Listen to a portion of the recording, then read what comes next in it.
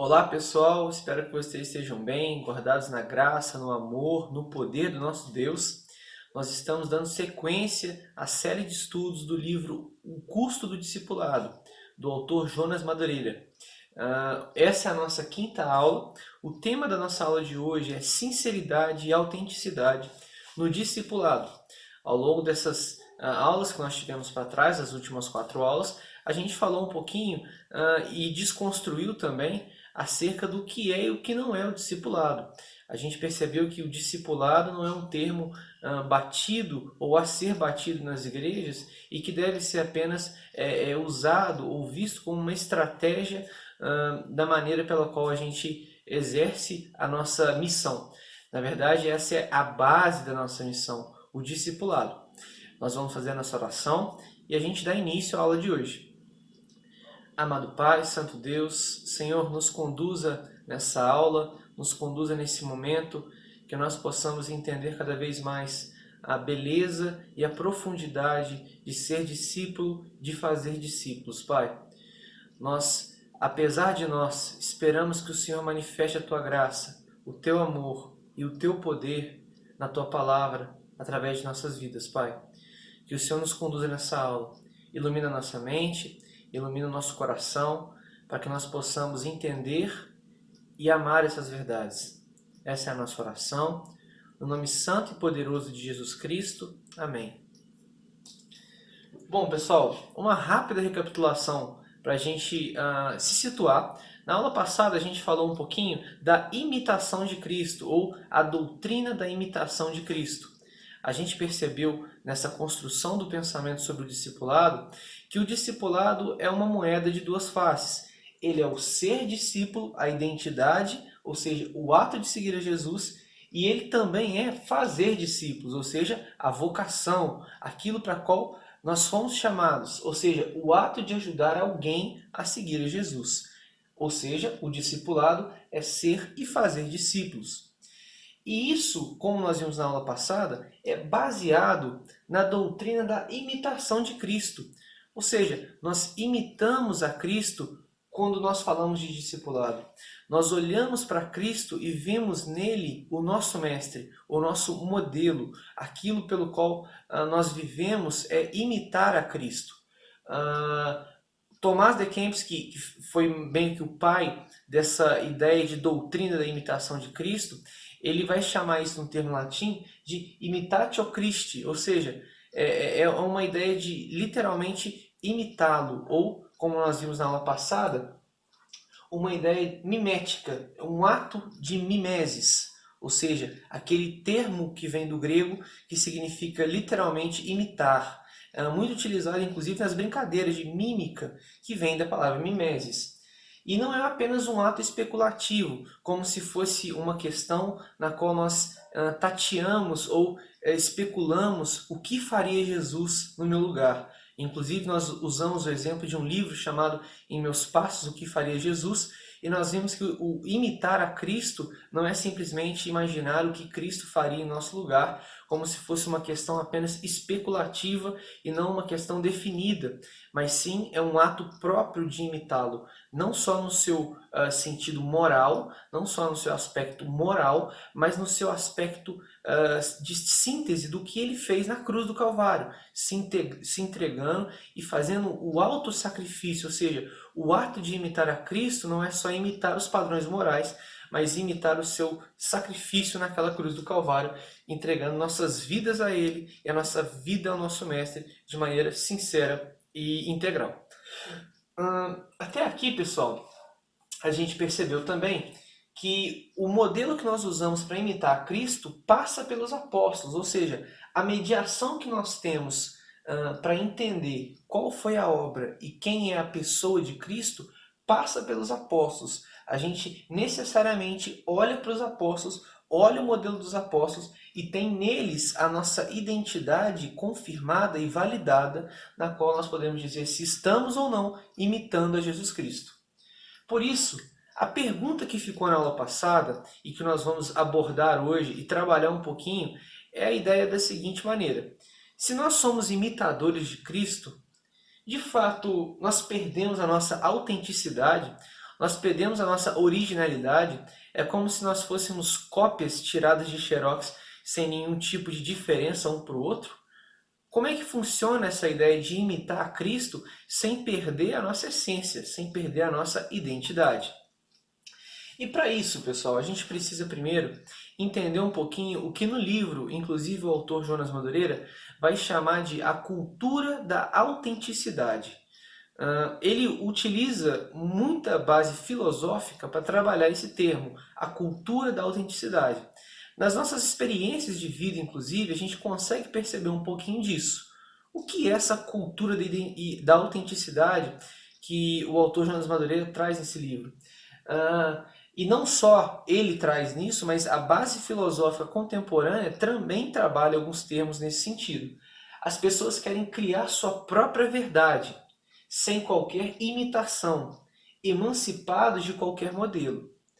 Basicamente, muito influenciado e muito embasado pelo pós-modernismo ou o relativismo, a relativização da verdade, seguindo-se logo a ideia máxima de que não existe uma verdade absoluta. O que logo de cara a gente percebe uma grande contradição. Se não existe uma verdade absoluta, essa própria sentença já se contradiz dizendo que de fato não existe outra verdade absoluta. Mas enfim, a grande questão dessa autenticidade, dessa cultura da autenticidade, baseada nessa ideia de que não existe uma verdade absoluta, é justamente de que, se não existe uma verdade absoluta, logo eu posso criar minha própria verdade sem qualquer imitação, emancipado, ou seja, desvinculado de qualquer modelo. Ou seja, a ideia de ser autêntico como se fosse uma originalidade, ou seja, eu não copiei ninguém, eu sou original, eu sou autêntico. Não há ninguém que eu contemplei e que eu olhei e que eu quis copiar. Eu sou literalmente o único na minha própria verdade e na minha própria visão. E, logicamente, não se preocupam em ser modelo ou ser padrão para as outras pessoas. E isso a gente percebe nos dias de hoje. Nós estamos carentes de pessoas de referência na sociedade. É o que alguns chamam da queda do homem público. Por quê? Nós não temos mais aquela ideia de um homem público ou de uma mulher pública ou de alguém com uma proeminência na sociedade que se preocupe em ser referência ou em ser padrão. Porque, de fato, ele acha que só pela autenticidade dele, isso já é suficientemente tranquilo ou já é suficientemente sustentável para ele ser um homem público. Imitar alguém ou alguma coisa se torna vergonhoso e medíocre.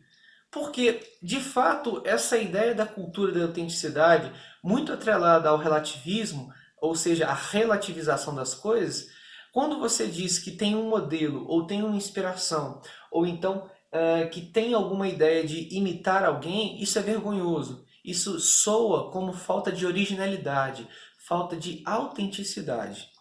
Essa é a base que a gente percebe do que de fato a cultura contemporânea entende como autenticidade. Por isso, pessoal, o que a gente vai tratar aqui em relação à autenticidade não necessariamente é uma qualidade, não necessariamente a busca pela autenticidade no discipulado soa como uma qualidade. Como a gente percebeu na cultura da autenticidade, atrelada ao relativismo, que é uma corrente filosófica que tem tomado conta do pensamento ocidental nos dias de hoje, a gente percebe que a busca por essa originalidade, ela tem alguns perigos. E a gente vai perceber que ela não é, na verdade, a base que a Bíblia nos dá para o discípulo cristão, para o discípulo de Cristo. Bom, para a gente perceber como a Bíblia trata essa ideia de autenticidade, essa ideia de ser original, de não ser alguém que imita, não ser alguém que tem um modelo, mas ser alguém próprio, alguém que não pertence a nenhum outro tipo de modelo, que tem a sua originalidade mantida, a gente pode olhar o texto de Mateus capítulo 10, do versículo 24 a 25. E o texto ele é bem claro e ele se encaixa muito bem nisso que a gente vai trabalhar hoje. O texto diz o seguinte: o discípulo não está acima do seu mestre, nem o servo acima do seu senhor. Basta ao discípulo ser como seu mestre e ao servo como seu senhor. Se o dono da casa foi chamado Beelzebu, quanto mais os membros da sua família. Aqui Jesus está dizendo acerca da maneira pela qual os discípulos irão ser reconhecidos.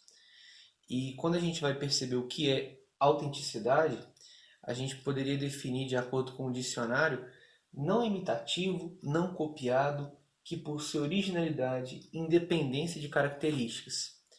Mas quando a gente vai comparar isso com o que Jesus está dizendo acerca de um discípulo, a gente percebe uma enorme diferença.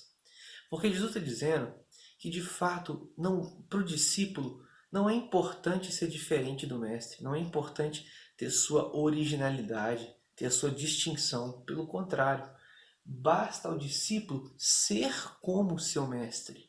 Ou, no caso da ilustração que ele faz acerca do servo como seu senhor. Por isso, olhando para a autenticidade e perguntar, o discípulo cristão, ele tem autenticidade? Ele tem algum tipo de originalidade? A resposta é um categórico não, não tem. O discípulo de Cristo, ele tem a sua identidade, aquilo que ele é, não na sua autenticidade, não na sua capacidade de ser original, mas na sua limitação, na sua imperfeição, sendo moldado por Cristo. Ou seja, a sua identidade está centrada no seu mestre e não em quem ele é, não na sua originalidade, não na sua autenticidade. Quando a gente vai olhar para o texto de Atos, capítulo 11, versículo 25 e 26, a gente começa a perceber isso na prática, na vida dos discípulos, ainda no comecinho da igreja. O texto de Atos diz o seguinte: E partiu Barnabé para Tarso à procura de Saulo. Tendo-o encontrado, levou-o para Antioquia. E, por todo um ano, se reuniram naquela igreja e ensinaram numerosa multidão. Em Antioquia, foram os discípulos pela primeira vez chamados cristãos. O contexto dessa passagem é muito importante. A igreja estava crescendo e o apóstolo Paulo, juntamente com Barnabé nas suas viagens missionárias, eles começaram a ter um pouquinho mais de reconhecimento da sociedade e dos outros grupos de que, de fato, esse movimento, essa nova tendência entre aspas, estava começando a ganhar forma. Se antes Jesus Cristo era um nome talvez ventilado nos corredores ou nas praças públicas, agora de fato os seguidores desse Jesus começam a ser reconhecidos com um pouquinho mais de distinção. E o texto vai dizer que nesse movimento de crescimento da igreja, os discípulos pela primeira vez foram chamados de cristãos. Mas afinal, qual que é a importância disso para a gente quando a gente fala de autenticidade? Quando a gente vai olhar a palavra cristão ou cristãos, no original grego, ela significa cristianos, ou se a gente pudesse exprimir essa palavra, a gente poderia entender que cristianos, na verdade, é uma junção de duas palavras gregas, Christos, que significa de fato Cristo, que é o ofício de Jesus, ou seja, o ungido de Deus, Cristo, e Ianus, que é um sufixo diminutivo. O que é essa ideia de sufixo diminutivo atrelado ao Christos? É como se nessa palavra grega estivesse dizendo cristinhos ou pequenos cristos. Por quê? Porque é o Christos junto com Ianus, ou seja, o sufixo diminutivo. É como se ficasse cristinhos ou pequenos cristos. Por isso, o grupo de cristãos ou de pequenos cristos eram chamados dessa maneira justamente porque eles eram iguais, eles pertenciam ao modelo que Jesus tinha deixado. Esses homens que se tornavam discípulos, eles olhavam para a cruz, olhavam para a ressurreição de Jesus e viam na obra e na pessoa dele o seu modelo.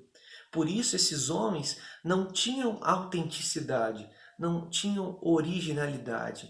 Pelo contrário, eles eram pequenos cristos, cristinhos, homens que tinham a sua identidade conformada, modelada por Cristo. E aí, isso derruba, isso destrói o que nós temos hoje pela busca da sociedade. Se por um lado nós temos pessoas buscando a sua originalidade, aquele sentimento de não copiar ninguém, de ser inédito, de ser exclusivo, por outro, na vida cristã, a gente tem um sentimento um pouco diferente. Na vida cristã, enquanto discípulo de Jesus, a gente não quer ser diferente do Mestre, a gente não quer ser original, a gente não quer se separar dele na nossa identidade. A gente não quer ter autenticidade, a gente quer ser parecido com ele, a gente quer ser moldado a ele. Nós queremos que a nossa vida seja conformada à imagem dele. Isso vai na contramão de todo a construção de pensamento de como o indivíduo deve formar sua identidade hoje. O relativismo, juntamente com as outras correntes filosóficas, trabalham justamente a ideia da capacidade do homem de trabalhar sua própria verdade, de construir sua própria verdade, de construir a sua própria visão de mundo.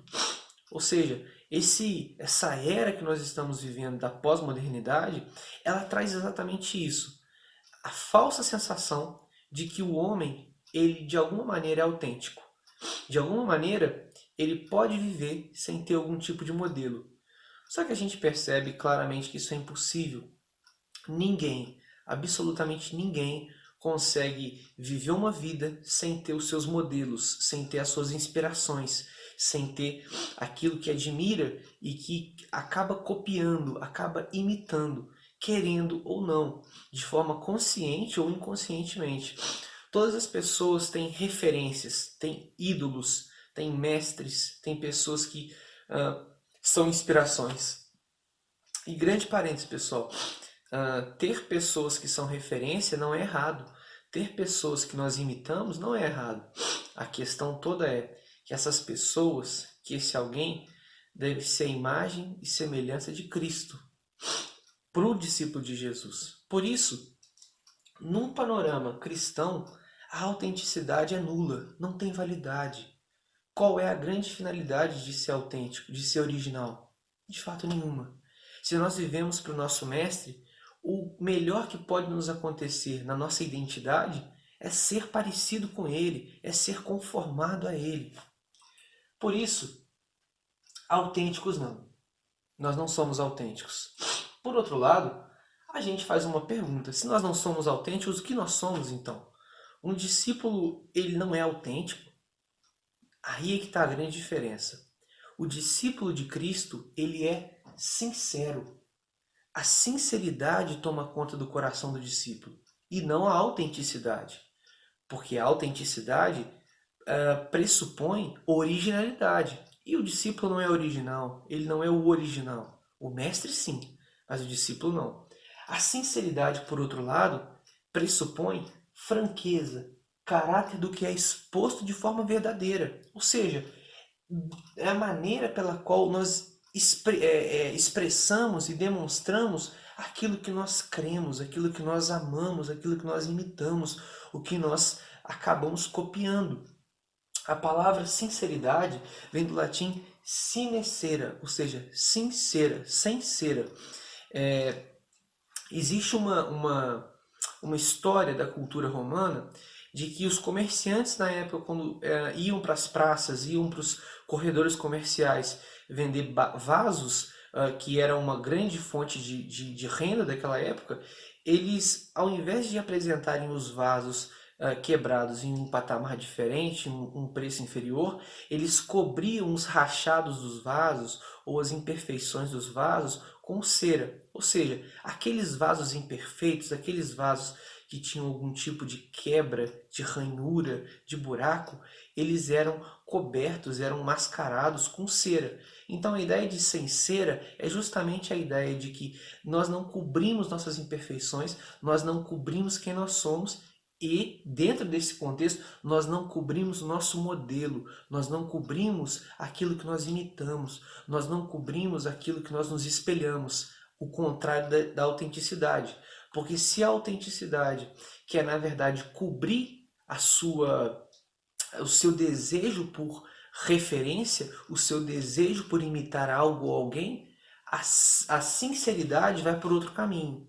A sinceridade não esconde isso, ela expõe, ela demonstra, ela diz: eu imito, eu copio essa pessoa, ou esse alguém, ou essa ideia.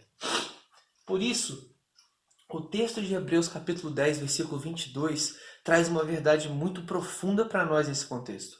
O texto diz o seguinte: portanto, acheguemo-nos a Deus com um coração sincero, sem cera, e com absoluta certeza de fé, tendo os corações aspergidos para nos purificar de uma consciência culpada e os nossos corpos lavados com água pura.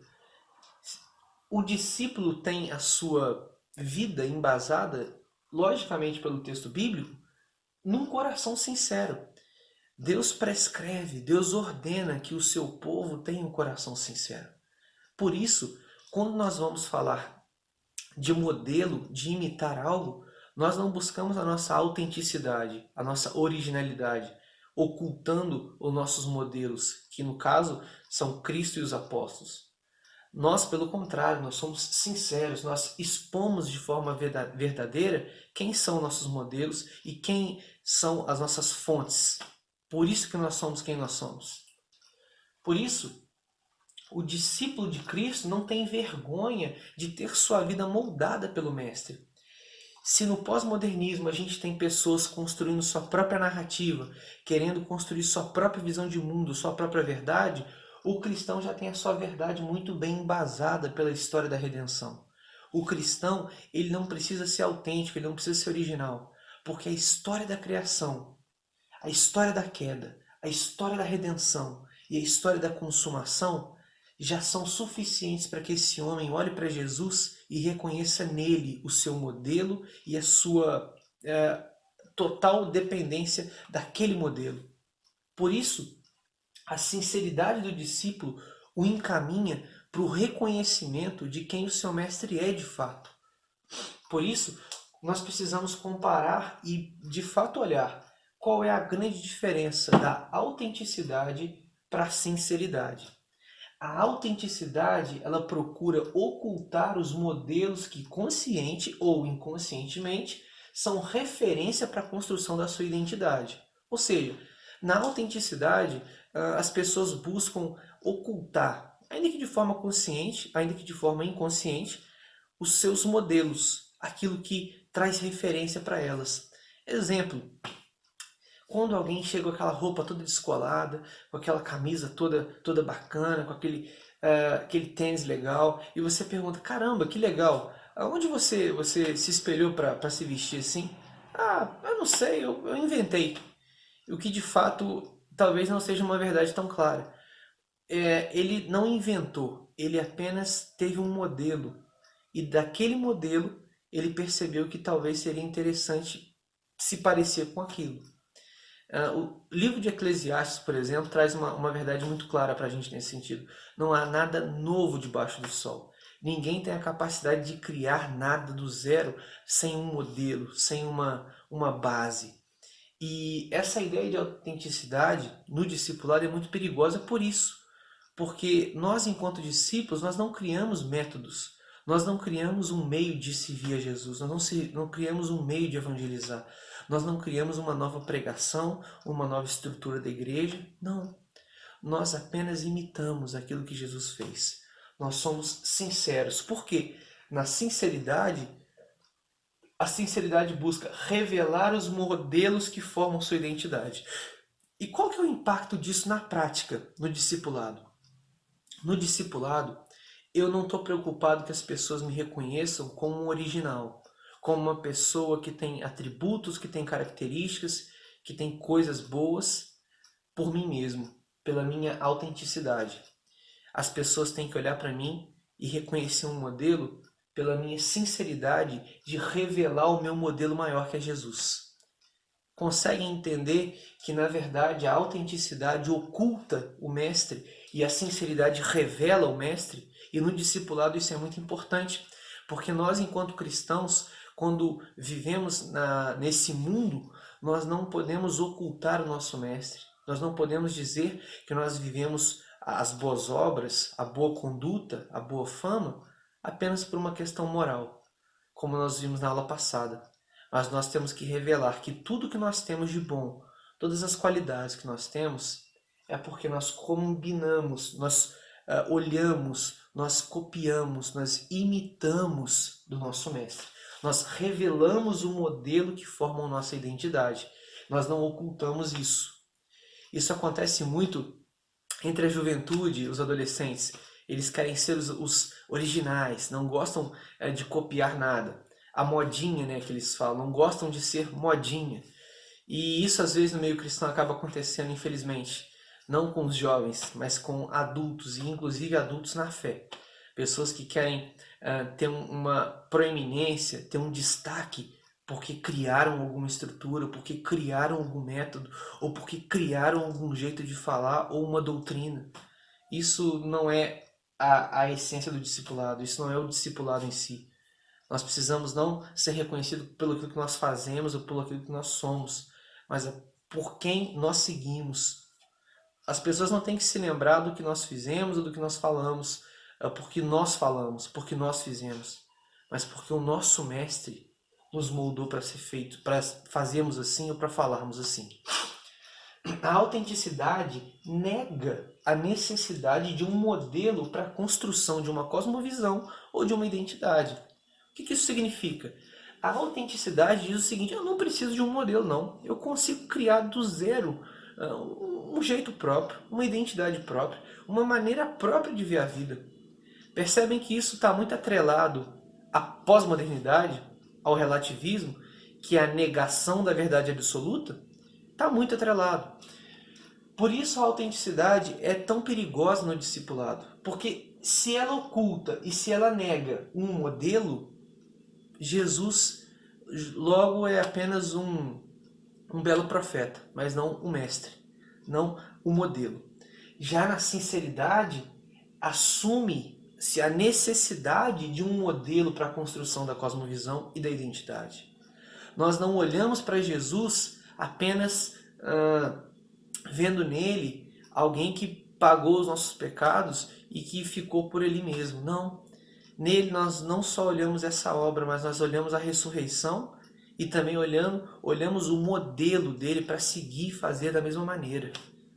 Por isso, quando nós olhamos toda essa questão, a gente percebe que a busca pela autenticidade no discipulado é perigosa porque ela é fomentada pelo egoísmo. Você querer ser destacado, distinto do seu mestre, nada mais é do que o egoísmo. E se a gente voltar a alguns livros na Bíblia, em Gênesis capítulo 3, a gente vai perceber que Adão, quando come do fruto da árvore do conhecimento do bem e do mal e transgride a aliança e quebra a aliança com Deus, na verdade o que acontece ali é a busca por autenticidade, por ser original. Quando a serpente engana Adão dizendo: pode comer desse fruto porque você vai ser como Deus. A serpente ali está mediando o desejo de Adão de ser Deus e dizendo para ele: você pode ser autêntico. Você não precisa de um modelo. Você não precisa ser como Deus, no sentido de que você pode se submeter a ele. Você pode ser Deus, de fato. Então, o discípulo de Cristo é sincero, porque ele revela o modelo do seu mestre. Se Adão tivesse sido sincero, sem ser, quando a serpente o confronta, ele revelaria para a serpente quem era o mestre dele. Ele revelaria para a serpente que ele era um discípulo, que ele apenas servia ao seu mestre, que era o Deus Criador. Por isso, a gente percebe que quando isso acontece, da autenticidade ser combatida e a sinceridade ser a fonte da manifestação do modelo do discipulado, isso não derruba a nossa identidade, isso não anula a nossa identidade. Nós não somos xerox uns dos outros, como se simplesmente Deus salvasse o seu povo e pusesse numa copiadora o mesmo perfil, o mesmo jeito de falar, o mesmo jeito de vestir, de forma nenhuma. Deus nos chama e Deus nos usa nas nossas especificidades, nas nossas específicas maneiras de manifestar nossa identidade. Cada um tem um jeito de falar, cada um tem um jeito de vestir, cada um tem seus modelos para falar, para vestir, para comprar um carro, para comprar uma casa, para decorar a casa. E isso não é errado de maneira nenhuma. Mas no discipulado, quando nós falamos do verdadeiro mestre, daquilo que é o centro da vida, é Cristo Jesus. A identidade é formada por várias questões, mas existe um centro dela. Existe um centro que, na verdade, estrutura todas as outras coisas. E o centro da identidade de todos os cristãos é o mesmo: Cristo Jesus. O que muda são questões mais superficiais. O jeito de vestir, o jeito de falar, o contexto onde mora, e gostos pessoais. Tudo isso a gente pega de modelos, a gente observa de referências. A gente admira pessoas e faz igual a essas pessoas. Por isso que é importante o cristão escolher bem suas referências. Por isso que é importante o cristão saber quem ele admira, quem de fato ele segue em redes sociais, quem de fato ele permanece olhando e dizendo: olha que legal que ele está fazendo, porque isso influencia como a sua identidade é formada. Por isso, quando nós olhamos para o discipulado, ser e fazer discípulos, sendo a base disso a imitação de Cristo, nós percebemos que nós não conseguimos fazer discípulos sendo autênticos.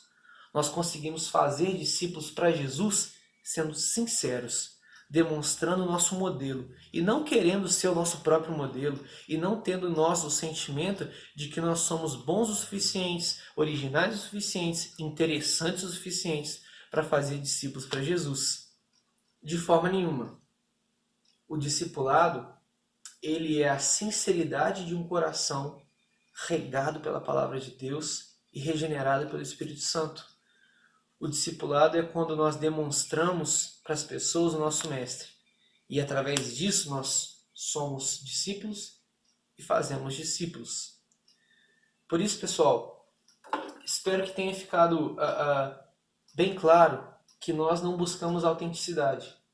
O discípulo, ele busca a sua sinceridade, revelando o modelo que forma a sua identidade, que é Cristo Jesus. Que nós entendamos isso e que essa verdade seja prática para a nossa vida. Porque isso nos ajuda a cumprir a missão da própria igreja, de ir por todo o mundo e anunciar a Cristo como o Salvador dos homens, o Salvador dos pecadores. Pessoal, essa foi a nossa aula de hoje.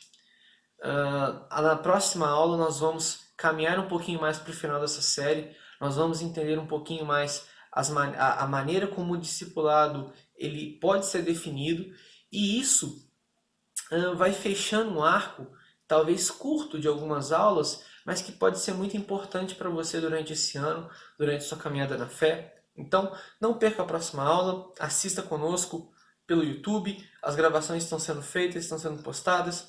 Caso você tenha perdido alguma aula, você tem acesso também a essas aulas. Você pode seguir toda a sequência de aulas que nós tivemos nas últimas 4, e isso é muito importante no raciocínio lógico para o desfecho das 2 próximas aulas. Bacana? Vamos orar, pedir a Deus que nos abençoe, que nos conceda uma semana na presença dEle e que essas verdades possam ser práticas para a nossa vida, possam ser questões que não são apenas questões intelectuais, questões que mexem até um pouco com a filosofia, questões filosóficas, mas são questões que podem mudar a nossa vida, questões que podem mudar a nossa vida cristã.